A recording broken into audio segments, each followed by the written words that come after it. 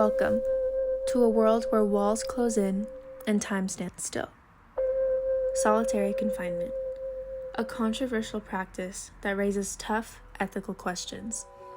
Is it fair to lock someone away in isolation? Does it really help keep order in our prisons? We're here to find out. Throughout this documentary, we will be exploring the dark and deep corners of solitary confinement. We will be learning about those who have experienced it firsthand and the outcomes it made. From the psychological toll it takes on individuals to the broader impact on our society, we will leave no gaps of information. So buckle up and join us on this journey as we dive into the ethics of solitary confinement. It's time to shine a light on the shadows of our justice system. Take me in that cell. Paint the picture. Is there a window? What were your surroundings for 18 years? For 18 years, my surroundings were four corners of a wall and a door. Solitary confinement is a practice dating back to the early 19th century. Throughout its lifetime of implementation in our justice system, some pivotal events have shaped the perception of this topic. First dating back to the birth of solitary confinement in 1829. Solitary confinement was initiated into the Eastern State Penitentiary in Philadelphia to rehabilitate the prisoners that were housed there. Prisoners would be confined to individual cells for 24 hours out of the day, with only 1 hour of solitary exercise, but in an enclosed space. The Eastern State Penitentiary served as a trial test run. Other penitentiaries and prisons got word of this new ideology and started to implement it into their system as well. While it's been said that isolation would benefit prisoners and motivate them to want to better themselves, the outcome ultimately proved the opposite. It has been proven amongst prisoners that solitary confinement actually causes inmates to hallucinate and develop symptoms of depression, anxiety, even become delusional and slowly lose their senses due to a lack of exposure to the outside world. Now, more recently, there have been many reforms and changes for the use of solitary confinement. For example, many penitentiaries have started to limit the use and the duration of solitary confinement altogether. Mental health services are now being provided for inmates, as well as ensuring access to natural light and exercise. Alternatives to solitary are also being implemented to focus on a more positive reinforcement rather than negative punishment. More recently, there has been more counseling services that address the root of the negative behavior.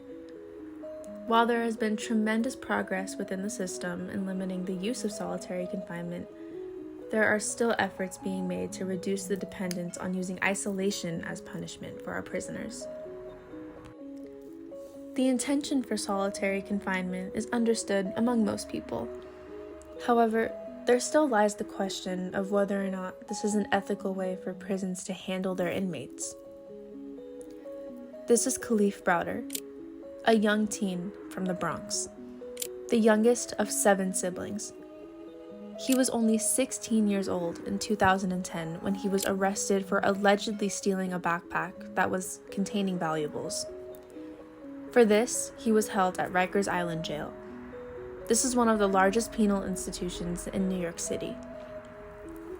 Although he was held at Rikers Island from 2010 to 2013 awaiting trial, no trial ever came. It was just, we're not ready for trial, And every single court date, I always had it on my mind, I'm going home this court date, But the truth is, while he was held at Rikers Island Jail, he endured some of the most excruciating punishments that no human should ever experience.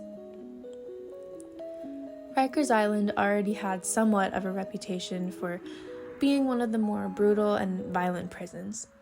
Not only that, but it's been found that 80% of the people that were held there weren't even being convicted of crimes. They were just awaiting trial. Probably the worst experience of my life, literally. And unfortunately, I've been to a lot of different jails, but Rikers has to be the worst because... Why? Literally, my personal opinion is that no one there cares enough about their job. No one cares about the inmates. It's literally, no one even cares about the COs. Browder claimed that he in fact did not steal the bag, but because he refused to plead guilty, he was placed into solitary confinement, and he wasn't even given a fair chance to prove his innocence. Out of the 3 years at Rikers Island, Khalif spent 2 of those years in solitary confinement where he was starved, beaten, and abused by other prisoners and guards. This case shed light on the unethical nature of solitary confinement and helped reveal the detrimental effects it has on the health of prisoners, as well as publicizing the scrutiny of its use within the justice system. I say this about the movie, that it's like really hard to watch, but important to see. For those who are being locked away in isolation, time becomes an endless void, days bleeding into night with no end in sight. The psychological effects of solitary confinement are profound. The segregation can lead to severe mental illnesses like depression and anxiety, because the human mind is simply not wired to endure isolation, especially to such extremes. Slowly but surely, as the days go on, the mind starts to fray. It's like being buried alive. You start to lose your senses. All your connection to the outside world suddenly just deteriorates. This is the punishment that will scar you for life.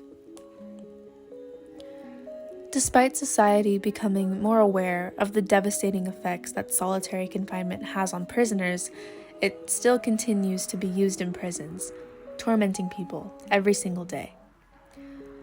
Solitary confinement strips away the basic human need for social interaction, and in its absence, the mind can spiral into a state of despair and delusion.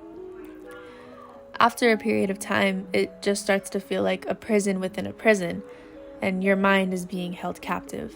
Studies show prolonged stays in solitary confinement can lead to paranoia, hallucinations, irritability, aggression, suicidal thoughts, and emotional breakdowns, leading to even greater damage among adolescents whose brains are still developing. The psychological effects behind solitary confinement go far beyond the cell. Even post-release, many inmates have struggled with re-entering society after being kept away for long stretches of time. They are taunted by the traumas they endured in isolation, and they find it hard to function as they used to. The list can go on, but let's just say that if you are placed in solitary confinement, you are not going to come out the same person you were when you were put away. After Browder's release, his experience in solitary confinement continued to haunt him. I will be in hell until the day I die because I found my son hanging. Reflecting on Khalif Browder's journey, it's clear to see the scars left by solitary confinement. He went home. This is how he releases his anger. And when he thinks about Rikers, he gets really upset. Subsequently, after Khalif's death, reforms were put into place that banned the housing of teens in solitary confinement in federal prisons throughout the country. Those aged 21 and younger were not allowed to be placed in solitary confinement due to the detrimental effects it had on their psyche, especially because of how young they were. It can affect their brain more since they're still developing. Another reform was a state legislation in New York raising the age of criminal responsibility to 18 years old. This was followed by the announcement of the closing of Rikers Island for good. Although under these circumstances, this was the worst case scenario for Khalif Browder and his family. But the ground covered because of this case is unmatched. Browder paved the way for reforms to be put into place further to prevent unjust placement of prisoners in solitary confinement. Progress has been made, but there's always room for more improvement.